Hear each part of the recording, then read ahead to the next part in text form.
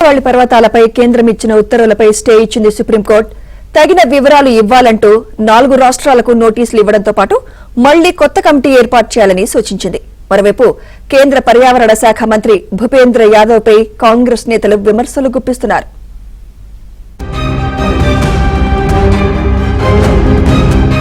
ఆరావళి పర్వతాల్లో గనుల తవ్వకాలపై సుప్రీంకోర్టు కీలక ఆదేశాలు జారీ చేసింది. 100 మీటర్ల లోపు ఉన్న ఆరావళి పర్వతాల వద్ద మైనింగ్ కు అనుమతులు ఇస్తూ గతంలో ఇచ్చిన ఉత్తర్వులపై స్టే విధిస్తూ సీజేఐ జస్టిస్ సూర్యకాంత్ నేతృత్వంలోని ధర్మాసనం తాజాగా నిర్ణయం తీసుకుంది. ఆరావళి పర్వత శ్రేణులను క్షుణ్ణంగా అధ్యయనం చేయడం కోసం పర్యావరణ కార్యదర్శి నేతృత్వంలో ఉన్నత స్థాయి కమిటీ ఏర్పాటుకు సుప్రీం ఆదేశించింది. 4 రాష్ట్రాల సీఎస్లను ఈ కమిటీలో సభ్యులుగా నియమించుతూ ఉత్తర్వులు జారీ చేసింది. కొత్త కమిటీ నివేదిక వచ్చే వరకు నవంబర్ 20న ఇచ్చిన తీర్పును నిలిపివేస్తున్నట్లు సర్వోన్నత న్యాయస్థానం స్పష్టం చేసింది. ఈ అంశంపై తగిన వివరణ ఇవ్వాలని కేంద్రంతో పాటు ఢిల్లీ, రాజస్థాన్, గుజరాత్, హర్యానా రాష్ట్రాలకు సుప్రీంకోర్టు నోటీసులు జారీ చేసింది. ఈ కేసు తదుపరి విచారణను వచ్చే ఏడాది జనవరి 21కి వాయిదా వేస్తూ సుప్రీంకోర్టు ఉత్తర్వులు జారీ చేసింది.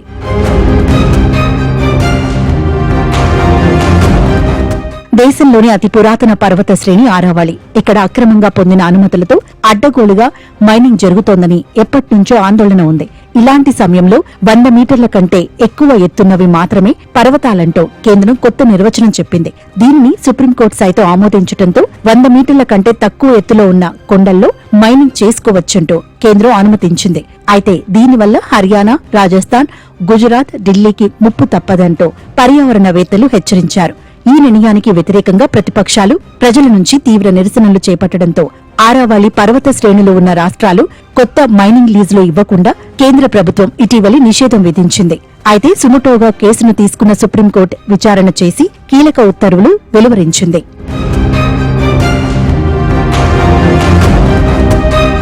సుప్రీంకోర్టు తీసుకున్న నిర్ణయాన్ని కేంద్ర పర్యావరణ శాఖ మంత్రి భూపేందర్ యాదవ్ స్వాగతించారు. ఆరావళి పర్వతాల పరిరక్షణ, పునరుద్దరణకు కేంద్రం కట్టుబడి ఉందని వెల్లడించారు. ఈ సమస్యను అధ్యయనం చేసేందుకు కొత్త కమిటీని నియమించడాన్ని ఆయన స్వాగతించారు. అయితే కేంద్రం నియమించే కమిటీలో ప్రభుత్వాధికారులే కాకుండా పర్యావరణవేత్తలు కూడా ఉండాలని డిమాండ్ చేస్తున్నారు. అప్పుడే आरावली पर्वताలకు ముప్పు రాకుండా చర్యలు తీసుకునేందుకు అవకాశం ఉందంటున్నారు. कमेटी उन्होंने बोला है जो नई कमेटी बनेगी वगैरह उसके अंदर बहुत जरूरी है कि एक्सपर्ट्स हों, उसमें सिर्फ ब्यूरोक्रेट्स नहीं होने चाहिए क्योंकि वो फिर वही बात होगी क्योंकि इसमें जरूरी है कि जो इकोलॉजिकल जो इस पे काम कर रहे हैं इकोलॉजी के ऊपर, नेचर के ऊपर, एनवायरनमेंट के ऊपर जो एक्सपर्ट्स हैं जो स्पेशली इन एरियाज में काम कर रहे हैं वो लोग कमेटी में होने चाहिए. కేంద్ర మంత్రి భూపేందర్ యాదవ్ కాంగ్రెస్ ఎంపీ జయరాం రమేష్ కీలక వ్యాఖ్యలు చేశారు. ఆరావళి పర్వతాలపై రాజకీయాలు చేస్తున్నారంటూ కాంగ్రెస్ పై కేంద్ర పర్యావరణ మంత్రి తీవ్ర ఆరోపణలు చేశారంటూ మండిపడ్డారు. ఈ విషయంపై సుప్రీంకోర్టు క్లారిటీ ఇచ్చిన విషయాన్ని తెలుసుకోవాలంటూ హితవు పలికారు. సుప్రీంకోర్టు తీర్పుతో భూపేందర్ యాదవ్ రాజీనామా చేయాలంటూ జయరాం రమేష్ డిమాండ్ చేశారు.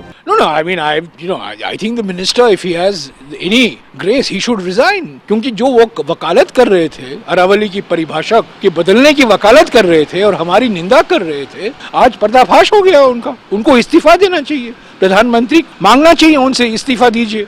సుప్రీంకోర్టు తీసుకున్న నిర్ణయం పట్ల హర్యానా మాజీ ముఖ్యమంత్రి అశోక్ గెహ్లాట్ హర్షం వ్యక్తం చేశారు. రాజస్థాన్లోని 19 జిల్లాలకు ఆరావళి పర్వతాలు ముఖ్యమైనవని, అలాంటి ఆరావళి పర్వతాలను నాశనం చేయాలని కేంద్రం కంకణం కట్టుకుందన్నారు అశోక్ గెహ్లాట్. सुप्रीम कोर्ट ने स्टे कर दिया, हम उसका स्वागत करते हैं और हम उम्मीद करते हैं कि सरकार भी समझ जाएगी जनता क्या चाहती है. पूरे चारों प्रदेशों में जनता ने भी, देश ने भी जिस प्रकार से आंदोलन में भाग लिया, सड़कों पर उतरे हों, चाहे वो मीडिया में दिए हों, चाहे वो आंदोलन किए हों किसी न किसी रूप में, तो ये समझ के परे हैं कि मंत्री जी समझ क्यों नहीं पा रहे हैं. సుప్రీంకోర్టు ఉత్తర్వులను కేంద్ర ప్రభుత్వం తూచా తప్పకుండా అమలు చేయాలని పర్యావరణవేత్తలు కోరుతున్నారు. ఇప్పటికే ఆరావళి పర్వతాల్లో మైనింగ్ కార్యక్రమాలను నిలిపివేయాలని కోరుతున్నారు.